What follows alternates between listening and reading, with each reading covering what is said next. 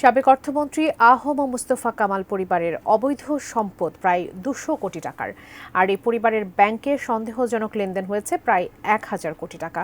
দুর্নীতি দমন কমিশন দুদকের অনুসন্ধানে উঠে এসেছে এসব তথ্য।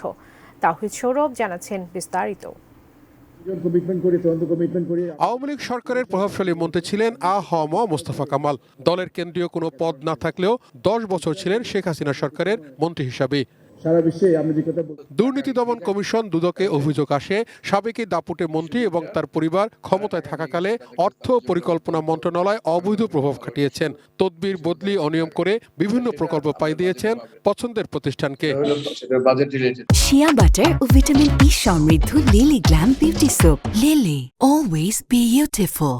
ছাত্র জনতার অভ্যুত্থানে শেখ হাসিনার পতনের পর লোটাস কামাল ও তার পরিবারের অবৈধ সম্পদ অনুসন্ধানে নামে দুদক।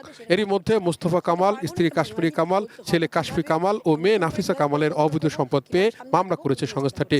লোটাস কামাল সাবেক অর্থমন্ত্রী পাবলিক সার্ভেন্ট হিসাবে দায়িত্ব পালনকালে ক্ষমতার অপব্যবহার এবং অসাধু উপায়ে জ্ঞাত আয় বহির্ভূত সম্পদ নিজে এবং তার পরিবারের সদস্যবৃন্দ এই অসাধু উপায়ে অর্জিত সম্পদ জ্ঞাতসারে স্থানান্তর, রূপান্তর এবং হস্তান্তর করার অপরাধে দুদকের এই মহাপরিচালক জানালেন, অবস্থান শনাক্ত করা গেলে সাবেক অর্থমন্ত্রী মুস্তফা কামাল সহ পরিবারের সদস্যদের গ্রেফতার করা হবে।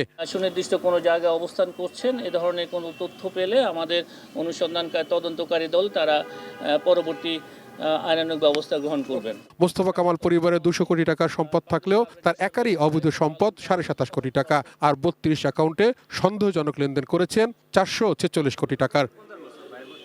তাওহিদ সৌরভ, এটিএন নিউজ, ঢাকা।